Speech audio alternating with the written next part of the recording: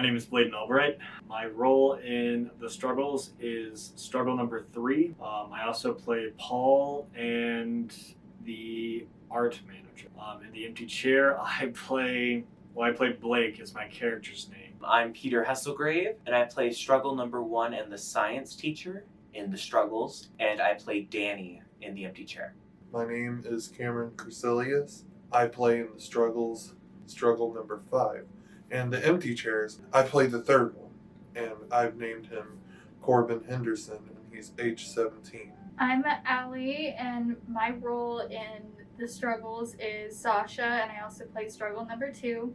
And then my role in The Empty Chair is Brooke. My name is Ren, and I play Megan in The Struggles and Jay in The Empty Chair. My name is Elizabeth Krusenklaus. In The Struggles, I play struggle number 6, which also doubles as the school counselor for Megan. And then in The Empty Chair, I play speaker number 5, or I have decided that her name will be Shyla.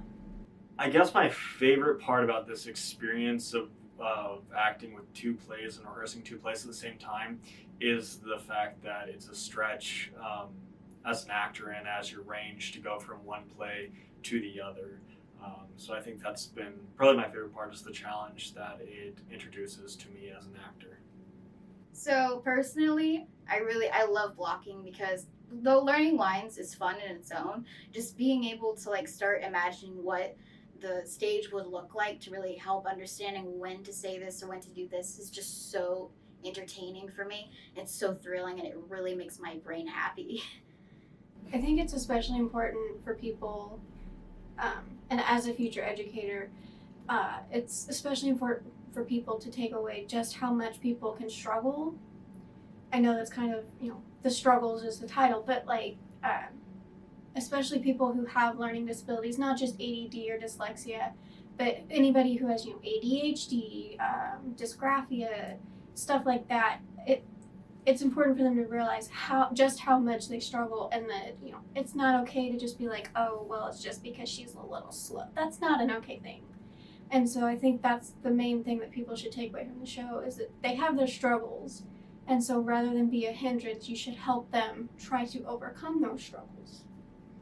Even if you don't have disabilities, there's going to be bumps in the roads, no matter what your disability is, no matter who you are. Every person on this earth is going to hit a speed bump. And those problems do not define you, and you will get through them. And as someone who does have disabilities, this play really resonates with me. And I know everybody, whether disability or not, will be able to relate to this production.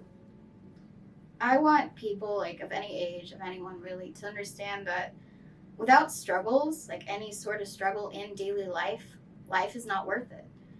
Because without the struggles, what's the point of being here? What's the point of improving yourself, of continuing to climb that mountain or pull yourself up that ladder even after you've fallen? Having struggles is amazing, though it doesn't feel like it. It impacts us in great ways to keep moving on when we feel like we can't.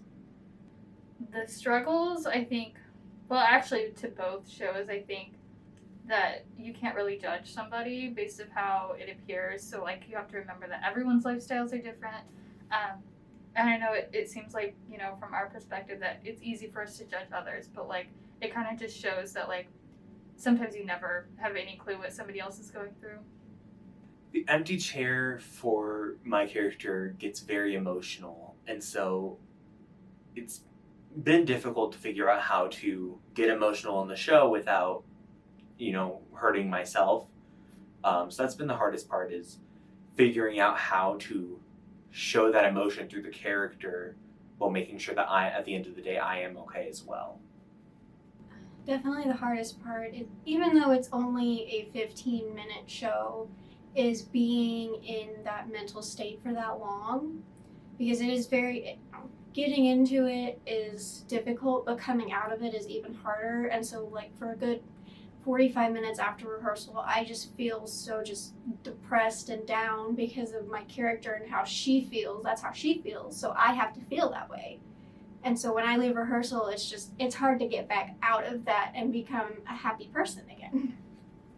Definitely keeping a positive attitude, because at the end of the day, it is a very dark reality that these kids live in.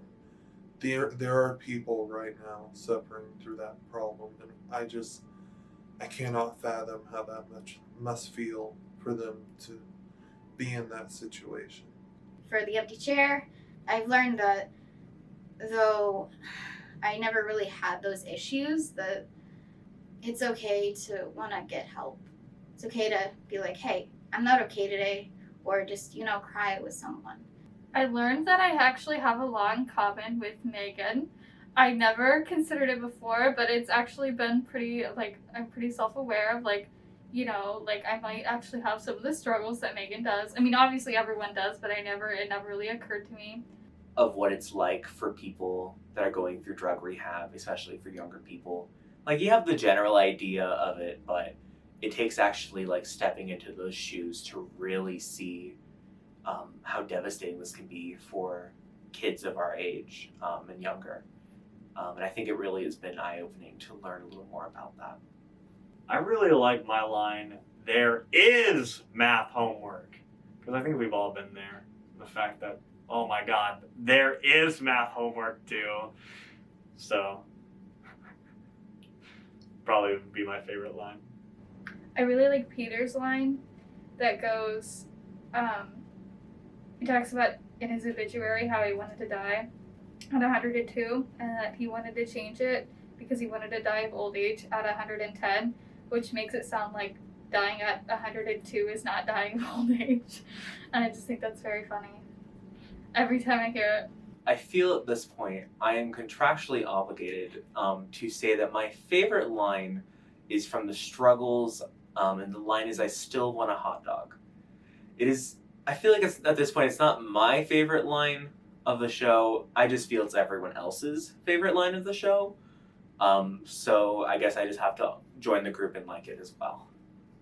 I think I like Sasha's line from The Struggles. That is, just because you're different doesn't mean you're stupid. Because I think that's a good message for anybody who might struggle in school or struggle with a certain subject. Is, you might have to do it a different way than somebody else, but that doesn't mean you're a stupid person. And I think that one is probably my favorite line.